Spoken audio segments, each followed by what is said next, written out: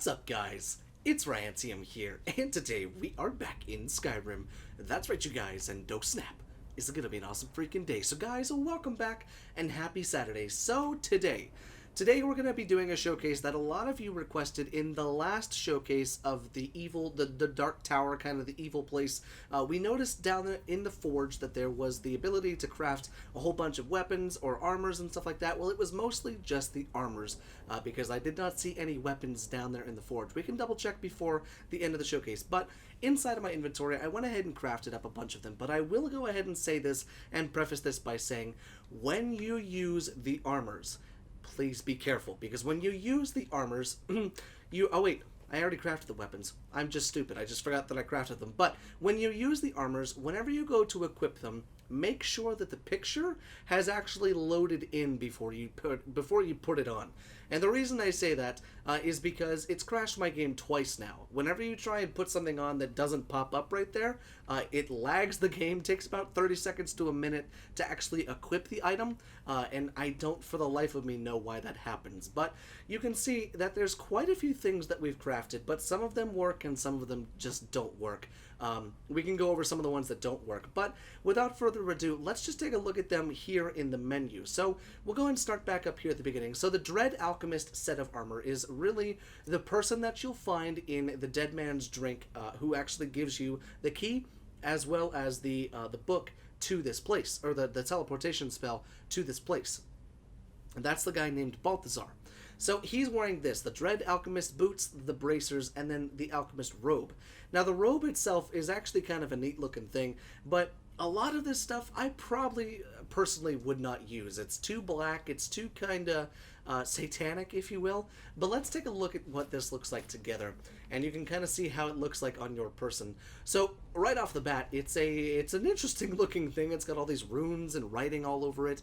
It looks pretty cool. It's quite high resolution for being on the Xbox, and I really like the way that it sits on the body.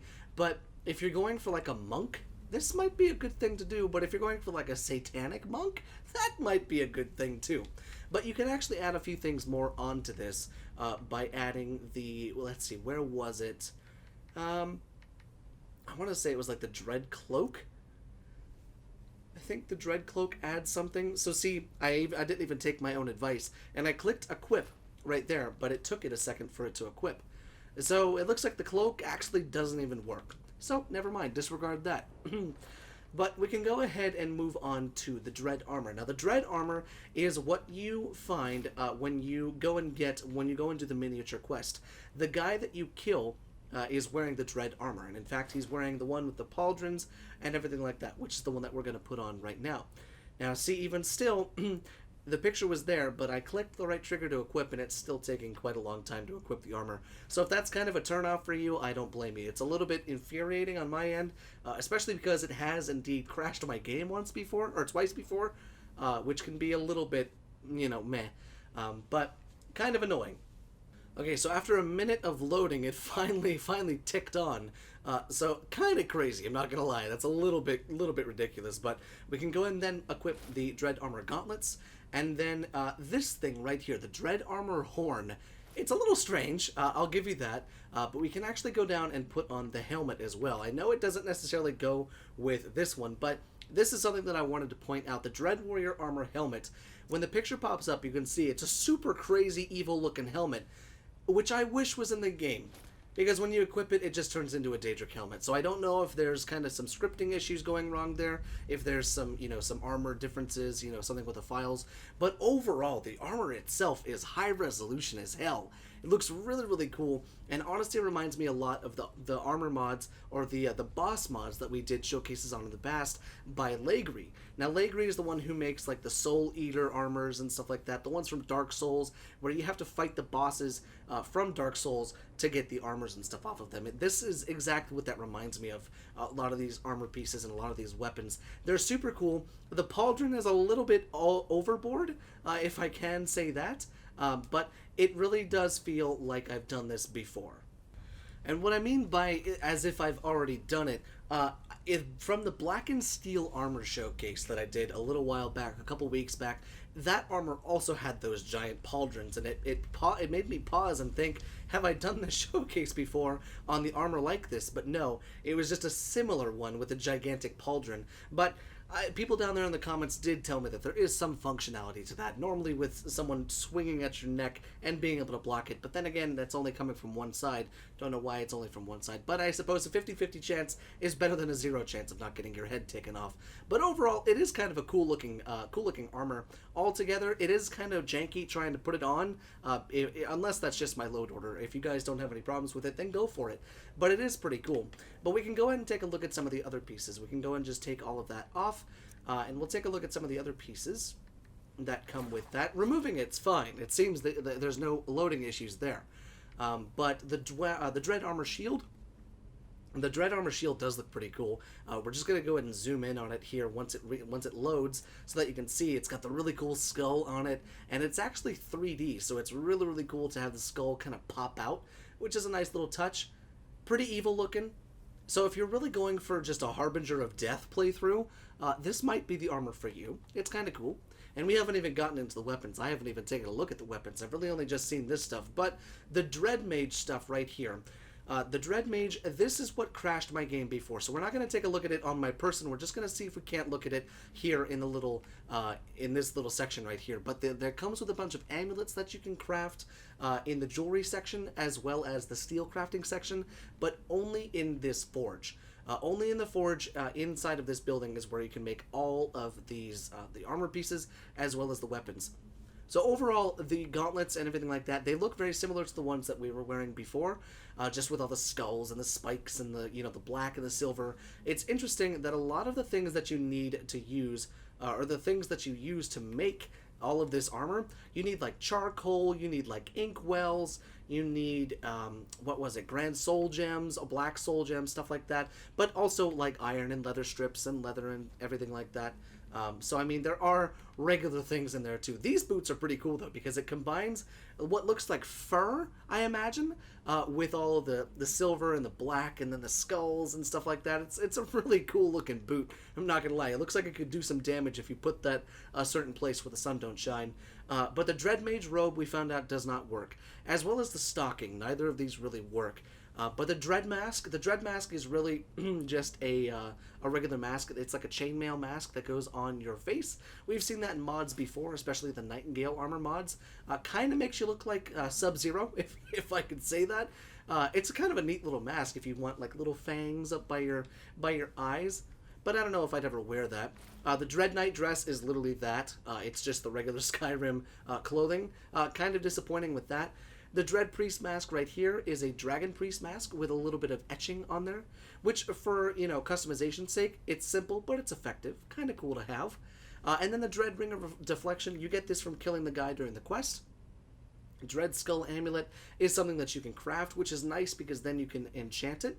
And then we saw the Dread Warrior Armor boots. It's pretty much the same as the Dread Mage boots. And then the Cuirass, none of that. None of that is different from the Cuirass up top, or from what I was able to see, none of that is different. This one looks like it's mostly made for a female character, so that could be why there was no difference with the armor that I had on before. So now that we've got the armor out of the way, we can actually take a look at some of the weapons that you can craft. So there's a full arrow set. There is the Dread Bow, the Dagger, the Greatsword, and the Sword. So I'm curious to see what these weapons look like, because we took a look at Dread Bloodmorn in the showcase, because it's the sword that you get from the guy that you kill in the quest. So it's kind of a nice big sword. It is a one-handed sword though. But the Dread Bow, let's take a look at the Dread Bow. So it looks like it's kind of looks like it's a hunting bow that was just kind of reskinned, if I'm not mistaken. But let's actually get a better look at this and take a look at it maybe on the ground and get a little bit closer. If it pops up somewhere. There it is. Okay, I was just waiting for it to pop up. Let's go ahead and drag it over here. And then we can go ahead and do this. And we'll get a little bit closer to take a look at some of the details. So you can see it's got the really cool skull on it. It's got a really nice grip. Really, really cool. Really well done. The textures are super crisp and clear. That's something that I have to really commend the mod author on, is the quality of the textures and everything like that. Really, really nicely done. Really high texture, really high resolution texture work there. Really, really cool. Then we've also got the Dread Dagger, which seems to be a scaled down version of the Bloodmorn that I had up there, the Dread Bloodmorn. Now the Dread Greatsword is literally the Dread Bloodmorn, just probably as a two-handed version. Yes, indeed, it is a two-handed sword. And then last but not least, another one-handed version of the Dread Bloodmorn / the Dread Greatsword. So altogether, the weapons themselves do a decent amount of damage, but they're nothing crazy. You most likely can temper them, which we'll go ahead and check out when we go back into the forge. But instead of going to our forge, let's see if we can go to the teleport room, to the cheat room, see if we can do it there. Okay, so here in the cheat room, it looks as if you can indeed temper them, but you need steel ingots and leather strips for some of them, and then steel ingots, leather strips, and black soul gems for some of those. But let's double check that we can temper the armor as well. That way we can increase the stats, because I wasn't crazy about all the stats, but at least you can indeed temper them. So that's a really good positive. One of them takes a Horker Tusk? Oh, the Dread Armor Horn, okay. It is kind of interesting how the horn that just goes into your head is an actual piece of armor. It gives you 16 pieces, or 16 armor rating, which is kind of peculiar, but nice, if I do say so myself, because you can also have that on with a helmet, and that's pretty cool. Now, the big kicker for me is, can we enchant every piece? Yes, we can. Look at that. You can actually enchant every single piece, including, let's see. Do we have the horn? We do, which means you can have 2 enchantments on your head at the same time, which is kind of a nice thing to have. But let me know, guys, down there in the comment section, would you guys use either the home mod that we showcased last weekend, or would you just use it for the armor? Now, I wonder if there's a standalone armor mod. I imagine there is, but would you use the armor and weapon if you used this home? Let me know down there in the comment section, because I don't know if I would. A lot of them, they're really beautiful weapons, very nice texture work, very nice custom assets used, but as far as the decor of the armor and the aesthetic of the armor, if I was going for a hardcore harbinger of death, someone who just walked through everything, killing every single thing in its wake, then yeah, I'd probably use it. But I'm a little bit more subtle than that with some of my armors and some of my playthroughs and stuff like that. But let me know, what would you guys use? Would you use it? Did you like it? Did you hate it? Let me know down there in the comment section. And thank you guys so much for watching, and I will see you in the next video.